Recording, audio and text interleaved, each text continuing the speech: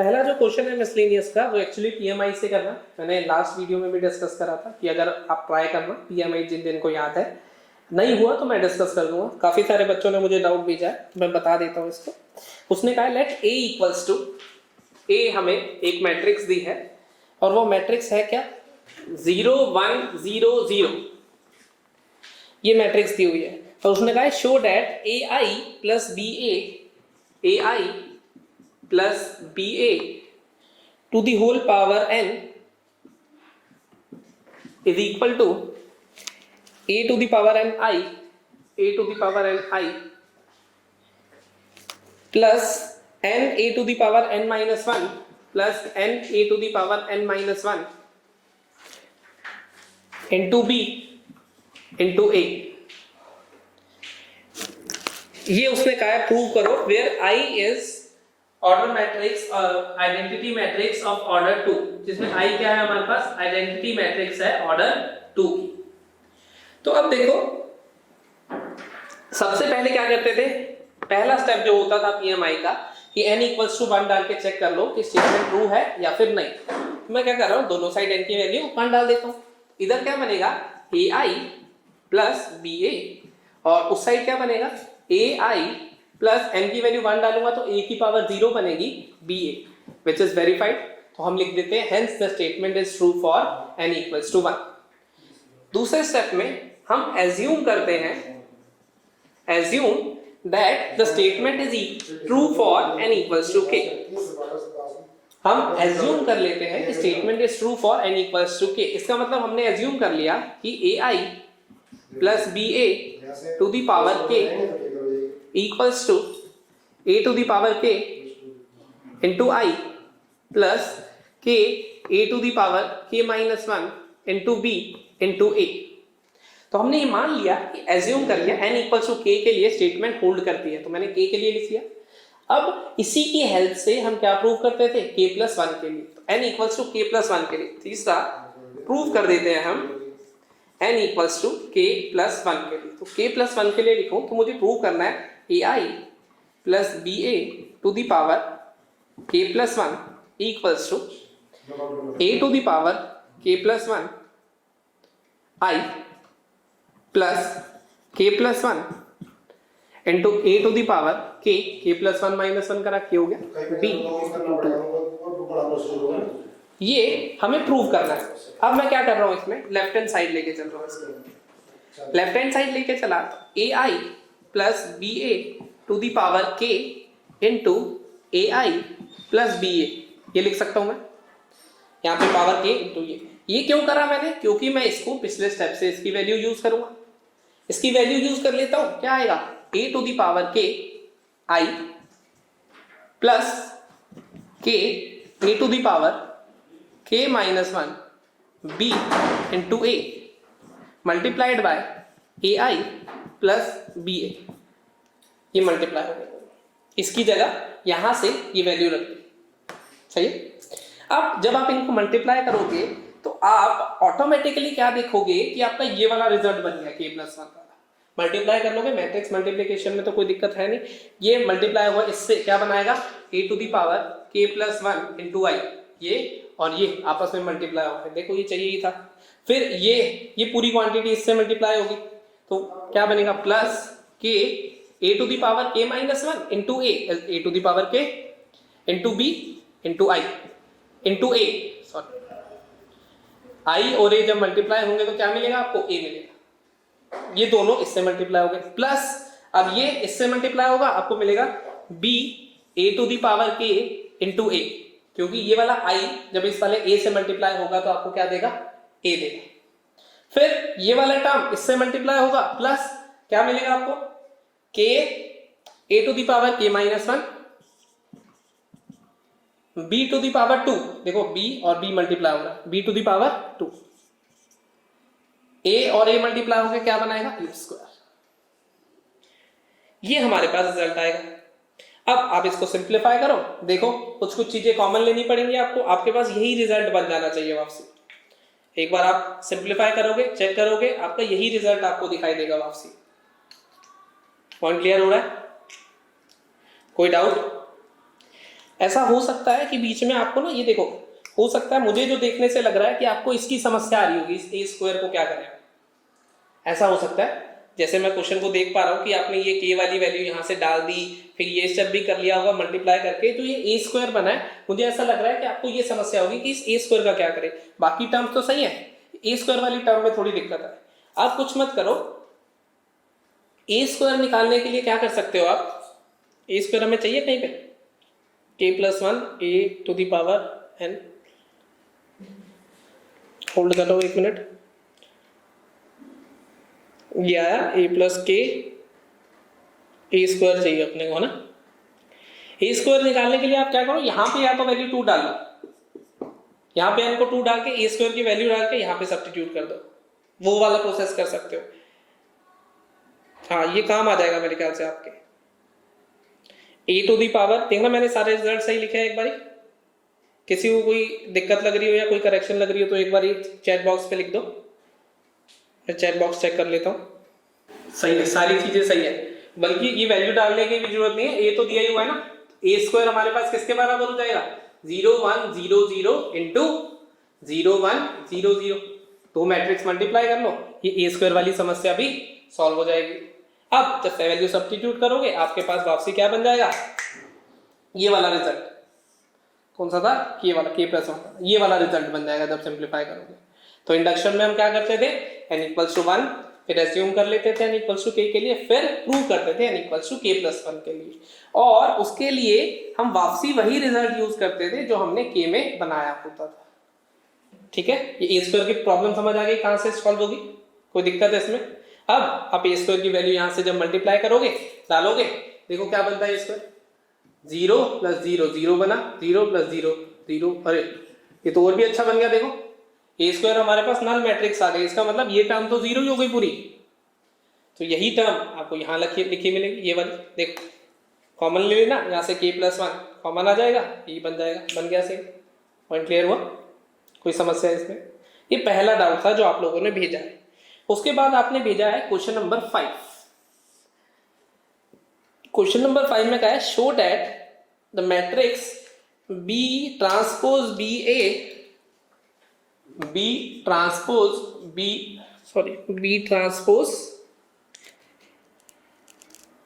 A B,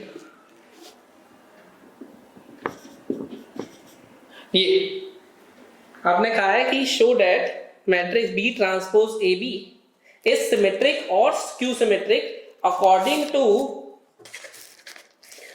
as A is symmetric और skew symmetric. इसका मतलब वो कह रहा है ये मैट्रिक्स सिमेट्रिक होगी या फिर स्क्यू सिमेट्रिक होगी जब जब ए सिमेट्रिक या स्क्यू सिमेट्रिक होगी। मतलब ये ए पे डिपेंड कर रही है, हमें ये दिखाना है। देखो जिस भी मैट्रिक्स को प्रूव करना होता था उसे क्या मान लेते थे, एक मैट्रिक्स पी मान लेते थे, फिर आप उसको ट्रांसपोज ले लो, पी ट्रांसपोज क्या होगा, बी ट्रांसपोज ए बी का whole transpose, which is B A transpose B transpose का होल ट्रांसपोज। यहां पे आएगा, देखो रिवर्सल लॉ लगा दिया मैंने, B transpose A transpose B transpose का ट्रांसपोज, तो बी ट्रांसपोज का ट्रांसपोज क्या बन जाएगा, बी, तो B transpose A transpose B, ये पी का ट्रांसपोज बना है आपके पास। अब उसने कहा है शो करो कि ये मैट्रिक्स सिमेट्रिक होगी अगर ए सिमेट्रिक होगी, अगर और स्क्यू सिमेट्रिक होगी अगर ए स्क्यू सिमेट्रिक होगी। ये क्वेश्चन में कहा है, तो मैं दो केस ले लेता हूं। Case 1, if A is symmetric, और दूसरा केस ले लूंगा if, second case if A is skew symmetric. सही है, अगर ए सिमेट्रिक है मेरे पास, इसका मतलब ए ट्रांसपोज किसके बराबर होगा, ए के। इसका मतलब पी ट्रांसपोज किसके बराबर बन जाएगा, B transpose A B transpose, B, क्योंकि मैंने ए ट्रांसपोज की जगह क्या रख दिया, वापसी ए रख दिया, तो बी ट्रांसपोज ए बी, ये क्या था मेरे पास, पी था। तो देखो अगर ए सिमेट्रिक था तो पी भी क्या आ गया, सिमेट्रिक, क्योंकि पी ट्रांसपोज पी के बराबर आ गया। ऐसे ही अगर ए सिमेट्रिक था तो ए सिमेट्रिक का मतलब इसका ट्रांसपोज हमारे पास माइनस ए होगा, ये कह सकता हूं मैं। तो यहाँ पे P ट्रांसपोज क्या बन जाएगा मेरे पास, minus B transpose A B, यही बनेगा, विच इज माइनस P। देखो ये P लिखा हुआ है, माइनस P हो गया, तो P ट्रांसपोज माइनस P के बराबर हो गया। This implies P is also skew symmetric. तो ए सिमेट्रिक था तो पी भी सिमेट्रिक आया, ए स्क्यू सिमेट्रिक था तो पी भी स्क्यू सिमेट्रिक आया। ये दूसरा डाउट था जो आपने पूछा था। अब मैं बोर्ड रब करने से पहले एक बार अगर कोई डाउट है तो चैट बॉक्स में लिख दो, मैं देख लेता हूँ। ठीक, एक क्वेश्चन और मैं कर देता हूँ जो आप लोगों ने डाउट के तौर पे मुझे भेजा है। चलो एक क्वेश्चन, अब मुझे ये नहीं समझ आ रहा कि 6th क्वेश्चन में डाउट कैसे है आप लोगों को। 6th क्वेश्चन में उसने कहा है कि ए मैट्रिक्स है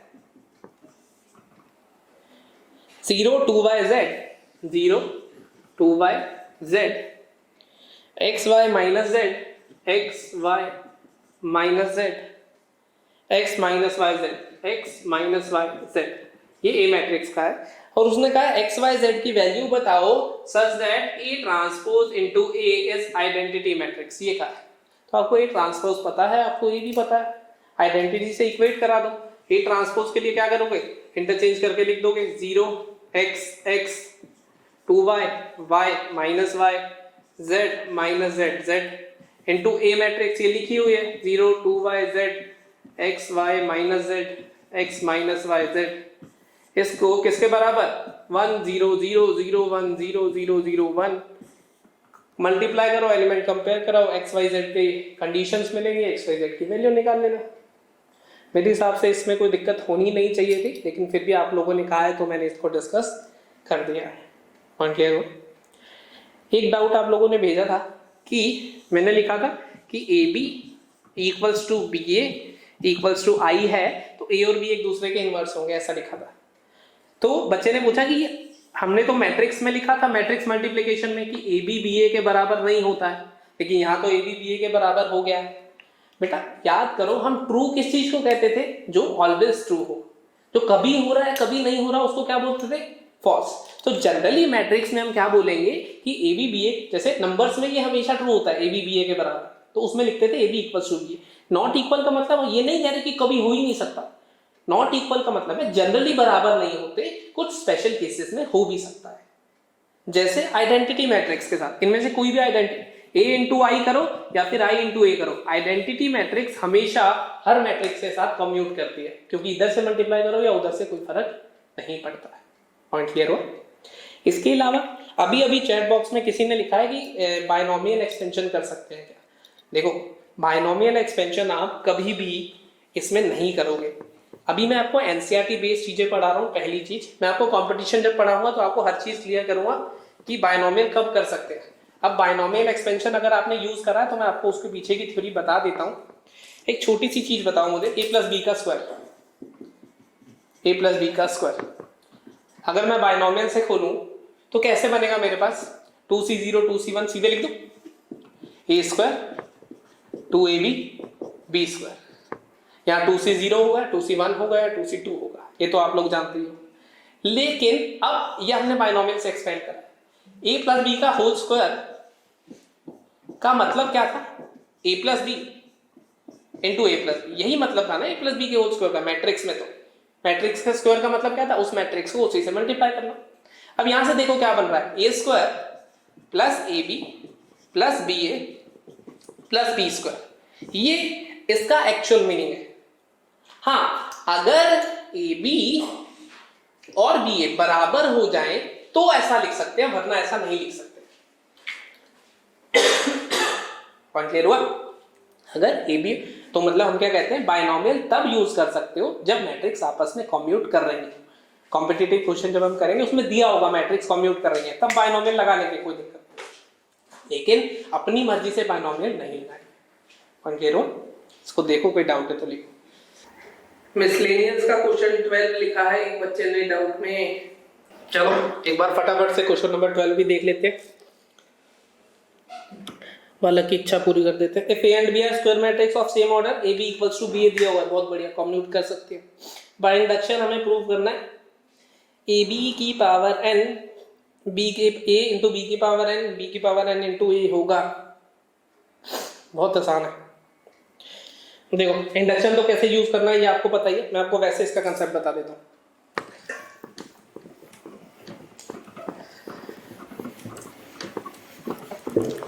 चलो देखो, ए बी की पावर एन हमें प्रूव करना है, बी की पावर एन इंटू ए इंटू बी की पावर एन बी की पावर एन इंटू ये प्रूव करना है, ऐसा ही ना, बिल्कुल सही।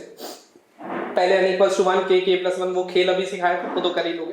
क्या कंसेप्ट यूज होगा देखो, ए बी की power N, A B B B dot dot dot B, ऐसे लिख सकता हूं ना, एन टाइम्स ये भी लिखा होगा, लिख सकता हूं। क्वेश्चन में गिवन है ए बी बी ए के बराबर है, ये तो गिवन ही है क्वेश्चन में आपको।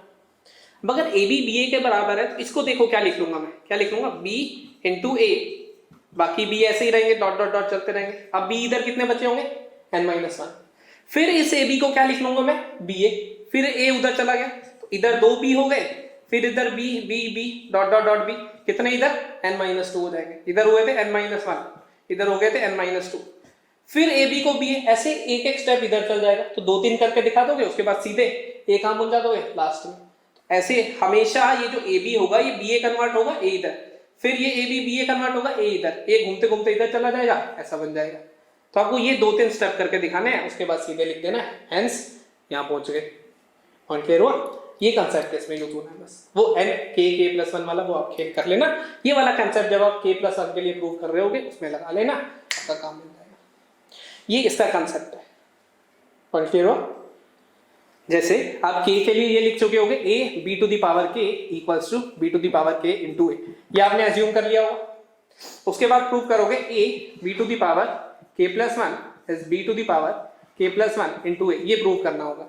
तो आप लेफ्ट हैंड साइड से स्टार्ट करोगे, a b to the power k into b, a b to the power k की वैल्यू आपको पता है, क्या लिख दोगे, b to the power k into a into b।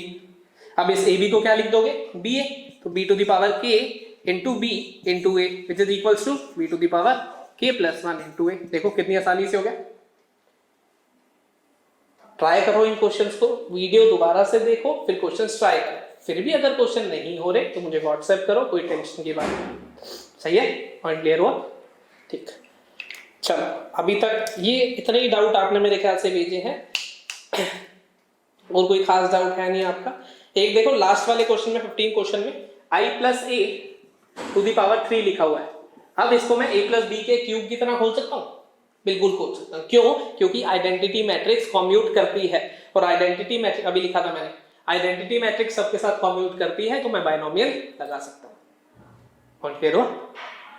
लेकिन फिर बता रहा हूँ, सीबीएसई में कोशिश करोगे बाइनोमियल एक्सपेंशन नहीं लगा के आओगे, लगा लोगे कोई दिक्कत नहीं, लेकिन कोशिश करो इसको i plus A into I plus A into I plus A लिख के, फिर जहां पे ए स्क्वायर ए क्यूब वाली टर्म बनी वहां पे क्या दिया हुआ है, ए स्क्वायर। हमें देखो ए स्क्वायर ए के बराबर दिया हुआ या नहीं, तो मान लो आपकी कोई टर्म ए क्यूब बनी तो उसे क्या लिख लोगे, ए स्क्वायर इंटू ए, फिर ए स्क्वायर को लिखोगे ए, क्योंकि ये ए स्क्वायर किसके बराबर हो गया, तो ये बना ए स्क्वायर, फिर ए स्क्वायर को क्या लिख दोगे, ए क्यूब भी किसके बराबर आ गया। ऐसे करके रिड्यूस कर सकते हो मैट्रिसेस को। सही है, पर वीडियो देखना अगर अभी नहीं क्लियर हो रहा है। अब मेरी तरफ से आपका एनसीईआरटी के अकॉर्डिंग मैट्रिसेस चैप्टर कंप्लीट हो चुका है। मैंने आपको कहा था एलिमेंट्री ट्रांसफॉर्मेशन वाले क्वेश्चन प्रैक्टिस कर लेना, उनका रूल भी बताया था आपको, कहा था आप चाहो तो एनसीईआरटी से देख लेना। कॉलम के लिए मैंने रो के लिए सॉल्व करे थे क्वेश्चन, चाहो रो या कॉलम दोनों में से किसी के लिए भी ले सकते हो। पॉइंट क्लियर हुआ। उसके बाद भी कुछ बच्चों ने मेरे से ये डाउट पूछा, ये आई इंटू ए लिखा है कई बार और कई बार ए इंटू आई लिखा है। बेटा ये लास्ट वीडियो में ही बता दिया था, लास्ट लाइव क्लास में ही बता दिया था, हालांकि आपके काम का पॉइंट नहीं था, फिर भी मैंने वो बता दिया था कि क्यों ऐसा ये लिखा जाता है। तो जब आप लाइव लेक्चर लेते हैं, अगर कोई चीज मिस हो गई है तो आप जो रिकॉर्डेड वीडियो है उसको देखो आराम से, उसके बाद डाउट पूछो। रिकॉर्डेड वीडियो में भी नहीं समझ आता है तो ठीक। चलो नेक्स्ट चैप्टर स्टार्ट कर रहे हैं। एक बार जो बच्चों ने वो कर रहे थे, एक बार यस लिख दो फटाफट से, जिसने एलिमेंट्री रो ट्रांसफॉर्मेशन वाले क्वेश्चन कर लिए हैं। एलिमेंट्री रो ट्रांसफॉर्मेशन 6 नंबर का क्वेश्चन आता है, गारंटीड क्वेश्चन आता है। मैं नेक्स्ट चैप्टर स्टार्ट कर रहा हूँ आपका एनसीईआरटी के अकॉर्डिंग, डिटर्मिनेंट्स। देखो बेटा, डिटर्मिनेंट चैप्टर है अपना।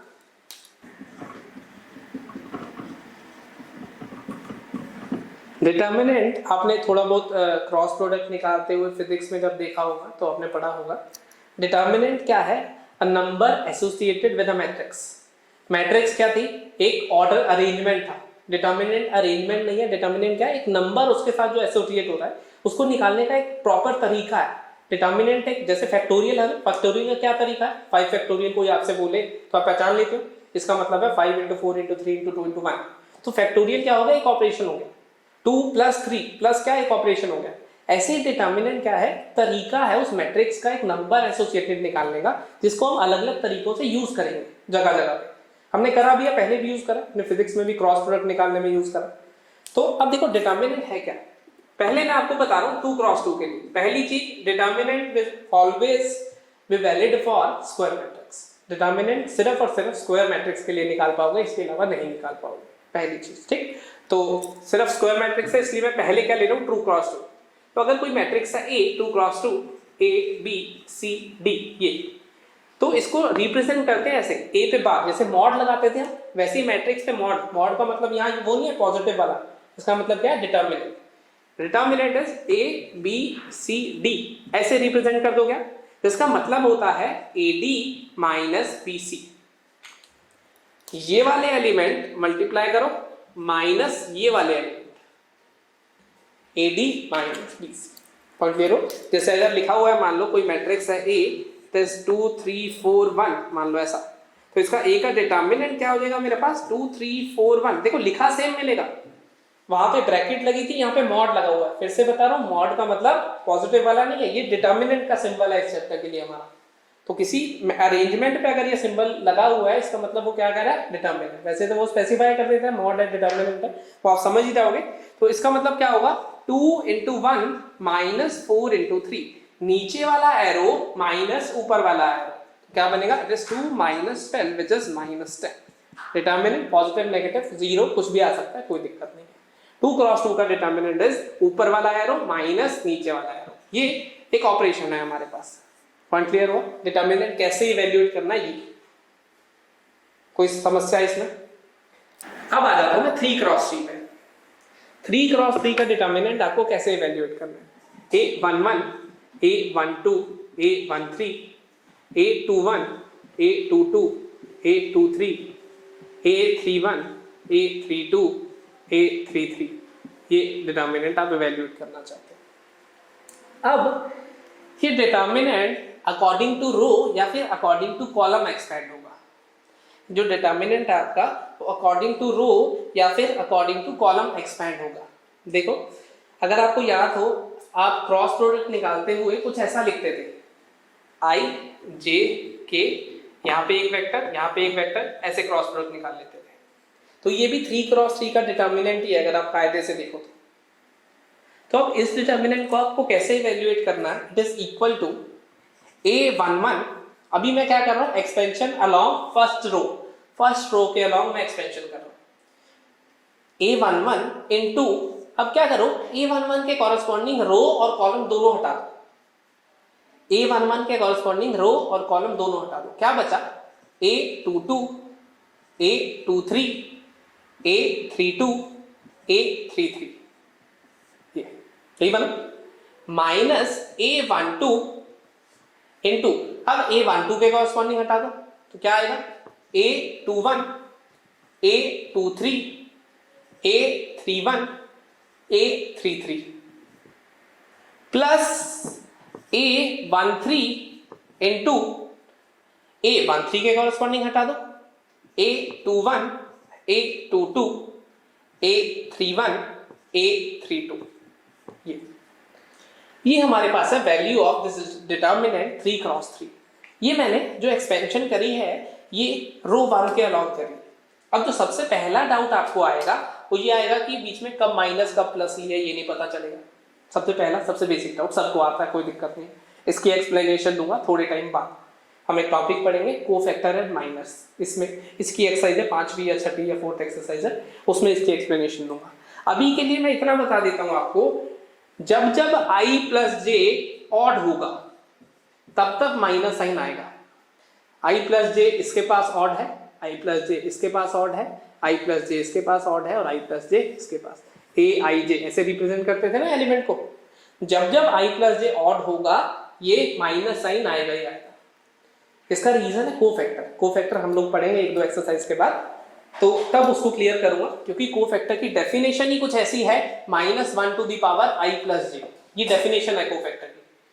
तो -1 to the power i plus J में जब i प्लस जे इवन हो जाता है, देखो जैसे i प्लस जे इवन था तो साथ में प्लस साइन आ जाता है, i प्लस जे ऑड हो जाता है तो साथ में माइनस साइन आ जाता है। वो आपको मैं एक्सप्लेन करूंगा जब हम कोफैक्टर्स निकालेंगे। अभी के लिए डिटर्मिनेंट को कैसे एक्सपेंड करना समझ आया आपको? मैंने अभी रो 1 के अलोंग कराई है, a11 करो इनटू बाकी जो डिटर्मिनेंट, इसके रो और कॉलम हटा दो, तो बाकी डिटर्मिनेंट बचा यहाँ लिख दो, मल्टीप्लाई करना है इन दोनों को, क्योंकि ये भी एक नंबर है ये भी एक नंबर है, फिर यहाँ भी मल्टीप्लाई यहाँ भी मल्टीप्लाई। ऐसे ही मैं चाहूँ तो जैसे रो 1 के अकॉर्डिंग कर रहा है मैंने, रो 2 रो 3 कॉलम 1 कॉलम 2 कॉलम 3 किसी के अकॉर्डिंग भी कर सकता हूँ। तो मैं आपको एक बार कॉलम 2 के अबाउट भी करके दिखा देता हूँ। कॉलम 2 के अबाउट एक्सपेंशन कैसे होगी ये करके दिखा देता हूँ। कॉलम 2 के एलिमेंट पकड़ो, पहला एलिमेंट क्या है, इक्वल्स टू, पहला एलिमेंट क्या है हमारे पास a12 ऑड है माइनस साइन लाएगा, तो माइनस a12 इंटू a12 के कॉरेस्पॉन्डिंग रो और कॉलम दोनों हटा दो, क्या बचेगा a21 a23 a31 a33। Point clear हुआ? a31 था। फिर अगले पे आ जाओ, कॉलम 2 में है तो a22 प्लस में आ जाएगा, a22 के कॉरेस्पॉन्डिंग हटा दो तो आएगा a11 a13 a31 a33 ये आएगा। फिर तीसरे पे आ जाओ, माइनस a32 क्योंकि ये ऑड है माइनस साइन लाएगा, इसको हटा के क्या बचेगा a11 a13 a21 a23। ये डिटर्मिनेंट मल्टीप्लाई करोगे, आंसर ऐसे निकालो, आंसर ऐसे निकालो। डिटर्मिनेंट क्या था, एक number associated with a matrix, एक नंबर एसोसिएटेड, ऐसा नहीं है कि इधर से अलग आ जाएगा इधर से अलग आ जाएगा।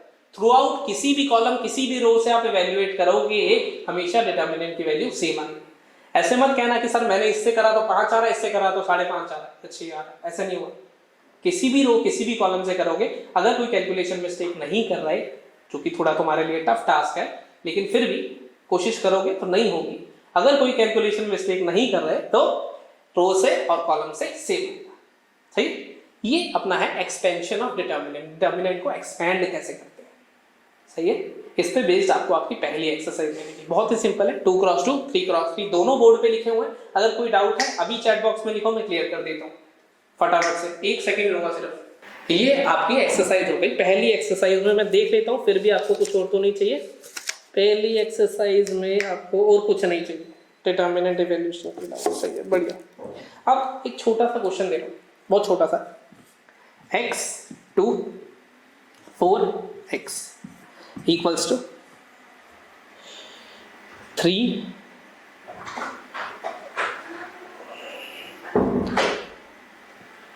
x 2 2 4 2। ये क्वेश्चन है आपका। ये डिटर्मिनेंट इस डिटर्मिनेंट के बराबर है, x बताना है। कमेंट बॉक्स में लिखोगे फटाफट से कि x क्या आ रहा है। चलो आ जाओ, देखो दो चीजें हैं।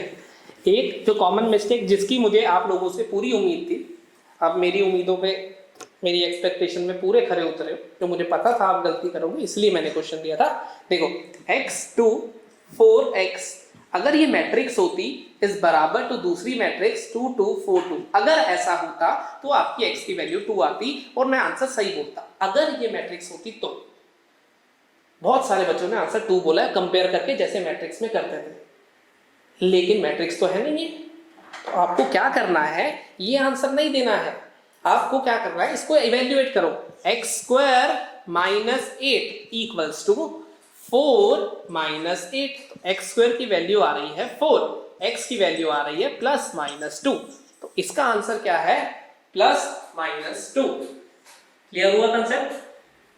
ऐसा नहीं है कि मैट्रिक्स दिखाई दे रही है जैसे उसमें होता था ऐसे उसमें पेल दिया फटाफट 2, इसीलिए मैंने ये क्वेश्चन दिया था। काफी सारे बच्चों ने 2 लिख दिया है, हाँ काफी सारे ने +-2 भी लिखा है, एप्रिशिएट।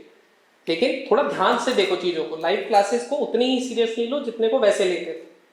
हम लोग ये कह रहे हैं कि भाई अभी लाइव क्लास है, हम लोग ये दोबारा डिस्कस कर देंगे, करेंगे, ऐसा नहीं है कि नहीं करेंगे, लेकिन अगर आप अब समझ लोगे ज्यादा अच्छी बात रहेगी। हम कुछ प्लानिंग कर रहे हैं उसके लिए भी कि हम लोग ये चीजें आपके लिए वापसी रिपीट कर देंगे, वेल एंड गुड, लेकिन जितनी जल्दी समझ लोगे उतना आपके लिए अच्छा है। तो इसको सीरियसली लो, उसी तरीके से समझ गए ये कंसेप्ट क्या है। तो ये आपकी पहली एक्सरसाइज इससे मेरे हिसाब से निपट जाएगी। चलो अब आ जाते हैं हम अगली एक्सरसाइज की तरफ मूव करते हैं, एक्सरसाइज 4.2 की तरफ। अभी हम इसको हटा लेते हैं बोर्ड से पहले। एक्सरसाइज 4.2 है हमारे पास, कुछ प्रॉपर्टीज है, टाइम थोड़ा कम है अपने पास तो हम आज प्रॉपर्टीज तो नहीं कर पाएंगे किसी भी हालत में। तो एक काम कर रहे हैं हम, थोड़ा सा स्किप कर रहे हैं, अगले लेक्चर से 4.2 करो। अभी मैं 4.3 बता रहा हूँ आपको, एरिया ऑफ ट्रायंगल। तो आप 4.1 और 4.3 के आपके लिए होमवर्क हो जाएगा, ठीक है।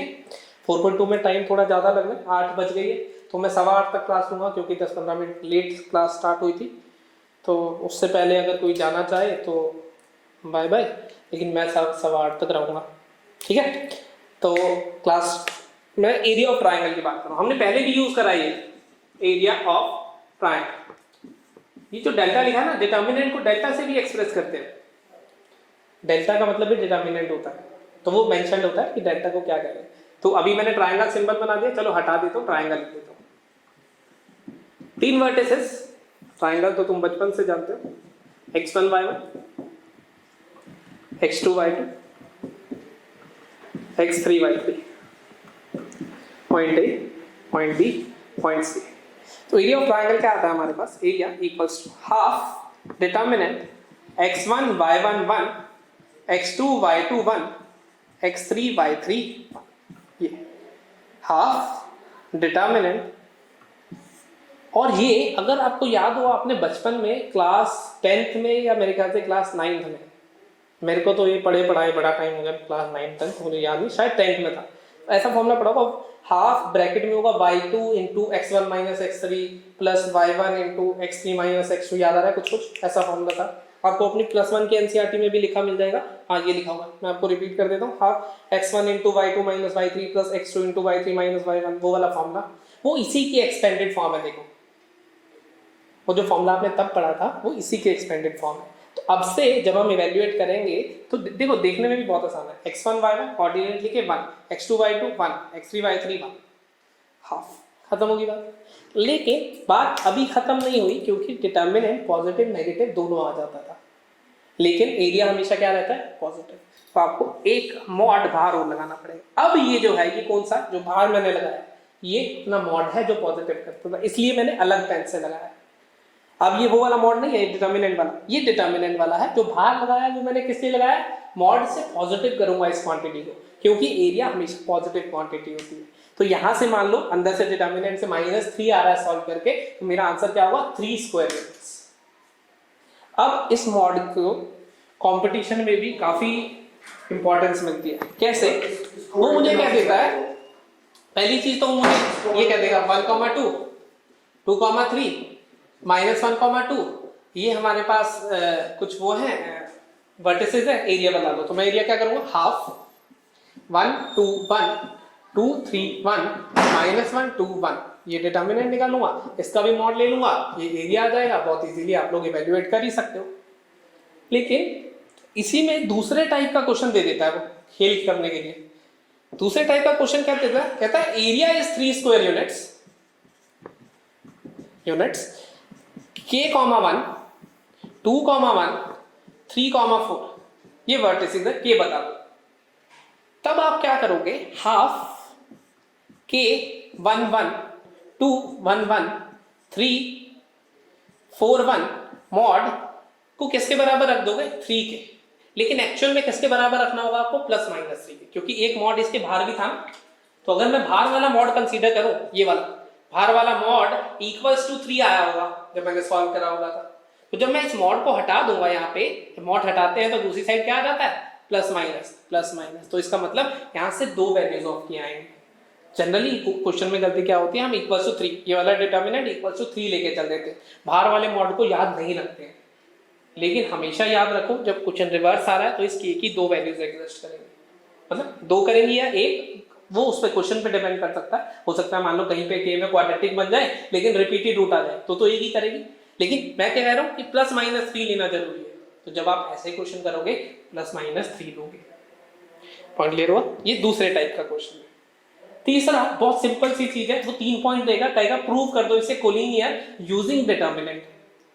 वैसे तो कोलिनियर के लिए हमारे पास distance formula, section formula, slope of line, ऐसे बड़ी सारी चीजें होती थी, लेकिन अब वो कहेगा कि 3 पॉइंट दिए हैं मैंने 1,2, 2,3, 4, या 4,5, प्रूव कर दो कि ये कोलिनियर है। तो आप क्या करोगे, एरिया ऑफ ट्रायंगल जो बना होगा इन 3 पॉइंट से उसको क्या कर दोगे, 0 फॉर कोलिनियर पॉइंट्स। पॉइंट्स को कोलिनियर प्रूव करने के लिए हमेशा क्या करोगे, उनसे बनने वाले ट्रायंगल का एरिया क्या कर दोगे, 0। तो एरिया ऑफ ट्रायंगल 0 करते ही आपको मिल जाएगा। इसी के एप्लीकेशन में वो कहेगा कि 2,3 और 4,1 को ज्वाइन करने वाली इक्वेशन ऑफ लाइन लिख दो with the help of determinant. तो आप क्या करोगे, 2,3 और 4,1, ये है 2,3, ये है 4,1, एक पॉइंट और मान लोगे इस पे x, y। अब इसका एरिया क्या कर दोगे, 0, x, y 1, 2, 3, 1, 4, 1, 1, हाफ मॉड 0। यहां से xy में जो रिलेशन मिलेगा वो इस xy का लोकस होगा, और वही क्या होगी, equation of straight line joining this and this. ये भी लिख देता है वो कई बार। तो ये सब चीजें समझ रहे हो। एरिया यहां से आएगा, बाहर वाला मॉड जरूर याद रखना, ये और कुछ नहीं है, ये आपका वही फॉर्मूला जो आपने पहले पढ़ा था, उसी को डिटर्मिनेंट के फॉर्म में लिखा है। चाहो तो इसको एक्सपेंड करके देख लेना, वापसी वही फॉर्मूला दिखाई देगा, पहली चीज। दूसरी चीज, मॉड हटाओगे प्लस माइनस आएगा, जब उसने एरिया 3 दिया होगा इसका मतलब इस डिटर्मिनेंट हाफ इंटू डिटर्मिनेंट की वैल्यू प्लस माइनस 3 है। तीसरी चीज, 3 पॉइंट को कोलिनियर करने को कहेगा, 3 पॉइंट कोलिनियर कब होंगे, जब एरिया ऑफ ट्रायंगल 0 कर दोगे। चौथी चीज, 2 पॉइंट देगा, कहेगा इक्वेशन ऑफ लाइन लिख दो with the help of determinant. अगर with the help of determinant नहीं लिखा तो हम कैसे लिख सकते हैं, 2 पॉइंट फॉर्म से लिखते थे, याद आ रहा है, स्ट्रेट लाइंस में।